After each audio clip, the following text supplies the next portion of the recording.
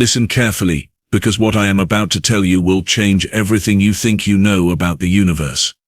And more specifically, about the species that crawled out of the mud on a world so hostile, so absurdly dangerous, that the Galactic Council classified it as a Class 7 Deathworld. That classification means one thing: nothing should survive there. Nothing intelligent anyway. And yet humans did. Not only did they survive, they thrived. They built civilizations.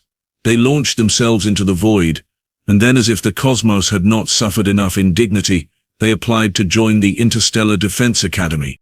My name is Tovek. I am a senior instructor at the Academy, and I have spent 47 cycles training cadets from across 209 species. I have seen Virillian berserkers weep during endurance trials. I have watched crystalline methani shatter under psychological pressure. I have trained predators, telepaths, hive minds, and beings made entirely of sentient gas. None of them prepared me for humanity.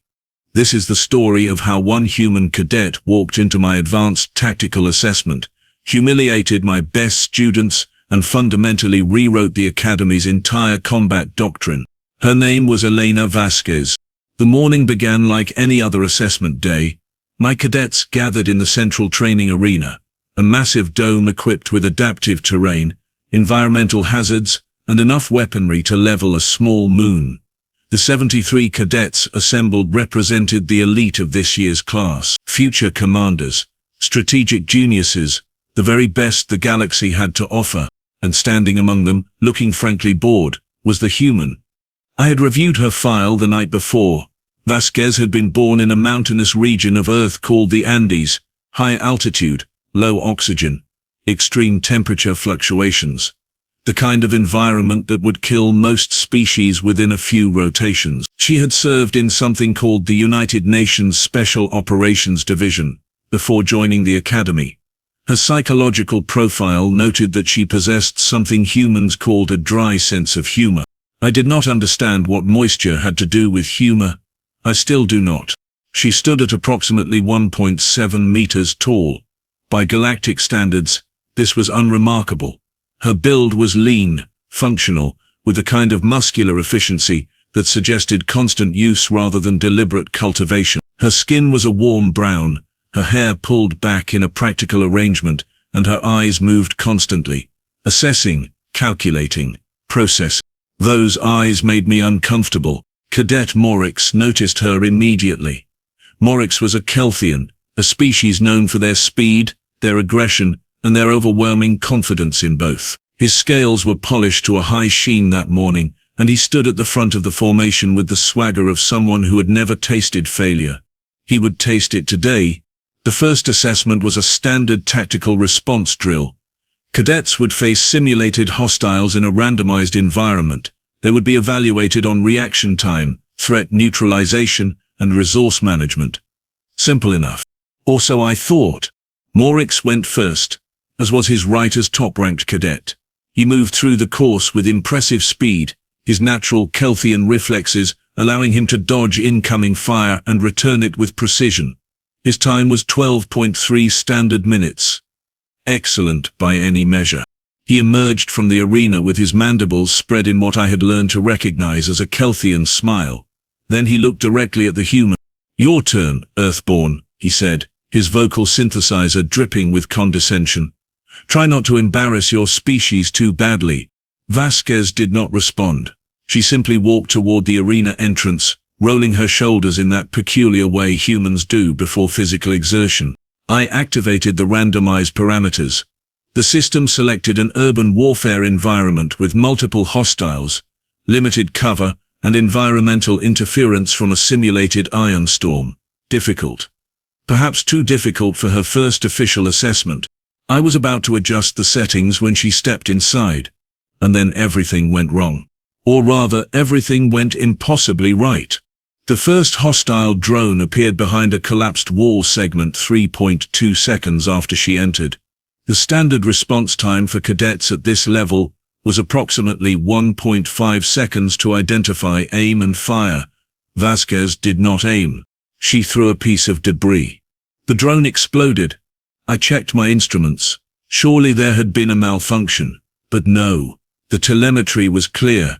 She had identified the drone, calculated its weak point, selected an improvised projectile, and eliminated the threat in 0.8 seconds. Without a weapon. The second drone came from above. She dropped to the ground, rolled under its sensor sweep, came up behind it and ripped out its power core with her bare hands. The third and fourth she eliminated simultaneously using a technique that I later learned was called a slingshot maneuver, where she used one drone's momentum to propel it into the other. By the time the fifth drone activated, she had acquired a weapon from the arena's supply cache. But she did not use it as designed. Instead, she modified it on the move, adjusting its frequency output to overload the drone's shields rather than penetrate them.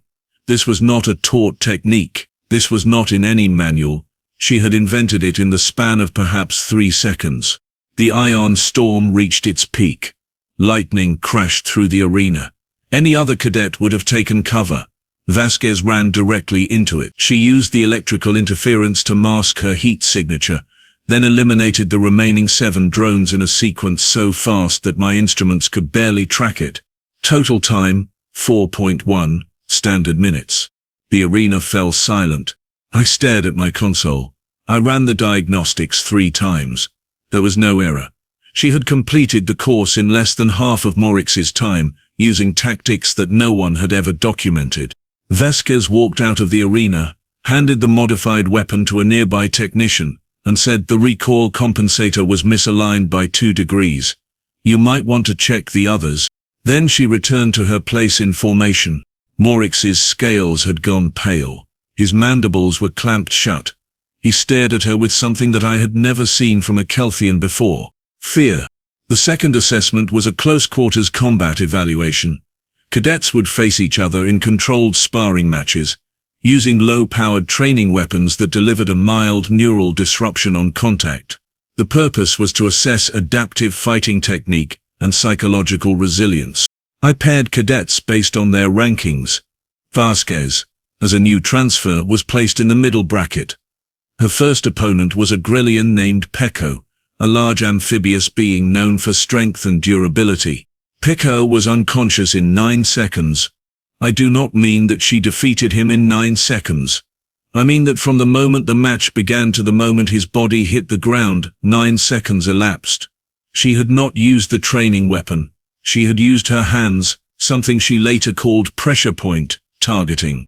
Her second opponent was a Synthori named Ilix, a 4-armed insectoid renowned for speed and coordination. Ilix lasted 14 seconds. Vasquez later told me that she had taken longer because she wanted to study Synthori joint articulation for future reference. Future reference, as if she were conducting research rather than combat. Her third opponent was Morix. He had requested the match personally. I should have refused. Looking back, I recognized that I was curious. I wanted to see what would happen when Kelthian pride met human adaptability. I should have known better. The match began. Morix launched himself at her with a speed that would have overwhelmed most opponents. His claws were extended. His tail was raised for a secondary strike. It was a textbook Kelthian opening, aggressive and overwhelming. Vasquez sidestepped. That was it. She simply was not there when he arrived. Morix spun, slashing. She ducked. He kicked. She pivoted. He struck with his tail. She caught it. She caught his tail. With her bare hands. Do you understand how impossible that is? A Kelthian tail strike carries enough force to crack reinforced hull plating. The impact alone should have shattered her arms. Instead, she held his tail, looked directly into his eyes and smiled. Earthborn, she said. Try again. Then she pulled. What happened next violated several laws of physics as I understood them. She used his own momentum to flip him over her shoulder, drove him into the ground, and pinned him with a technique that locked all 4 of his limbs simultaneously. He struggled. He roared. He could not move. The match was over. 73 cadets stood in absolute silence. Vasquez released him and offered her hand to help him up. He did not take it. He lay there staring at the ceiling, his mandibles slack. And that was when I began to understand.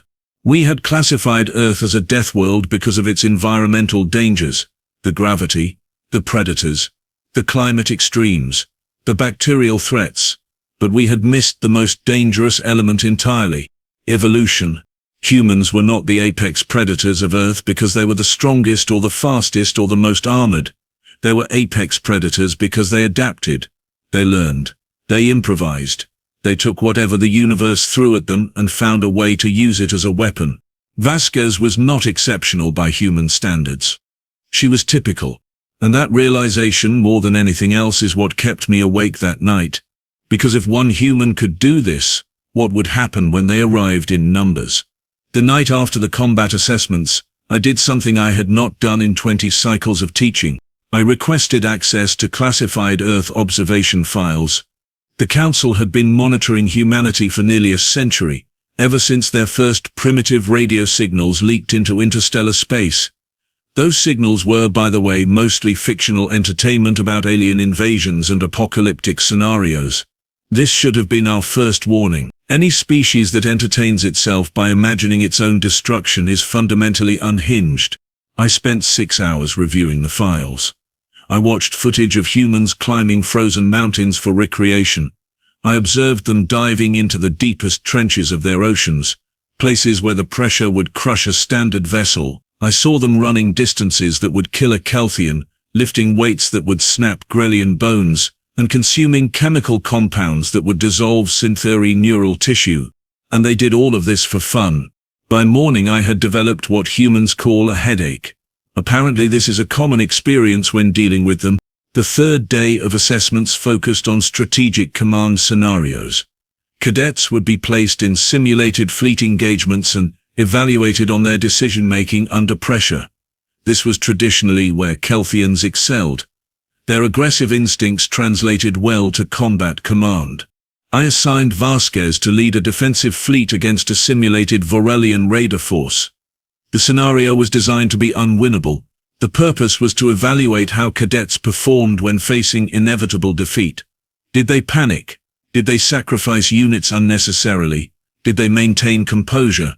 Vasquez won. I do not mean that she performed admirably in defeat.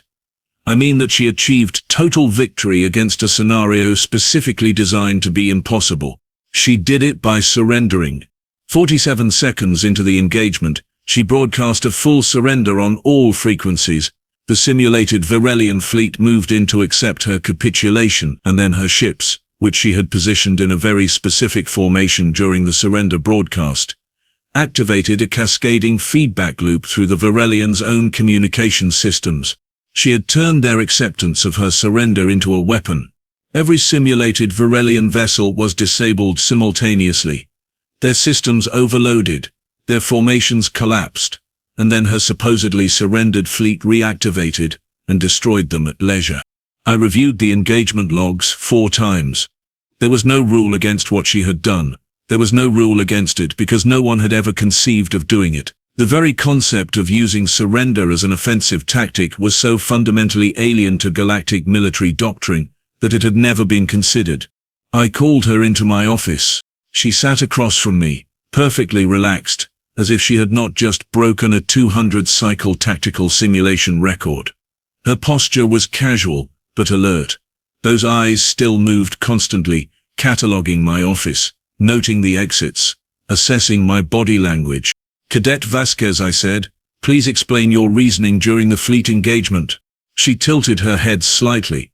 "Which part?" "The surrender." "Oh, that." She shrugged. "The scenario was designed to test how we handle unwinnable situations. So I changed the parameters of what winning meant. By deceiving the enemy, by using their expectations against them, they expected honorable defeat because that is what your doctrine teaches. I gave them what they expected and then exploited the assumption. This is not how the Galactic Defense Forces operate." She smiled. It was not a hostile expression, but it was not entirely friendly either. It was the smile of someone who knows something you do not. "With respect, Instructor Kren, that is exactly the problem." I leaned forward. "Explain. Your doctrine is built on predictability, standardized tactics, uniform responses. Every species in the academy learns the same methods, follows the same protocols. That makes you coordinated, but it also makes you vulnerable, because any enemy who learns your playbook knows exactly what you will do in any given situation. And humans do not have a playbook. We have thousands of them, millions, maybe.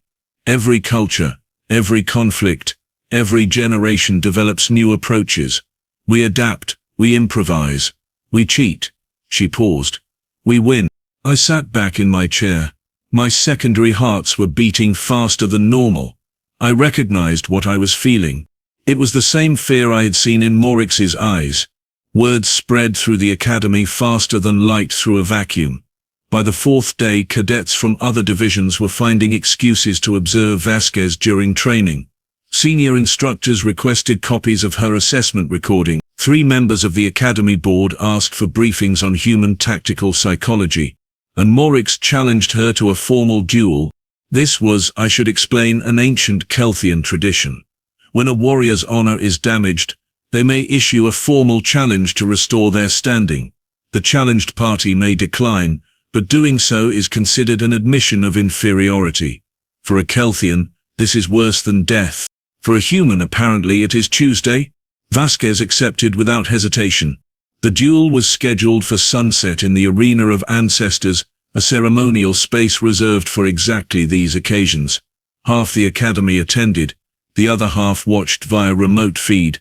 I do not think any training exercise in academy history had attracted such attention.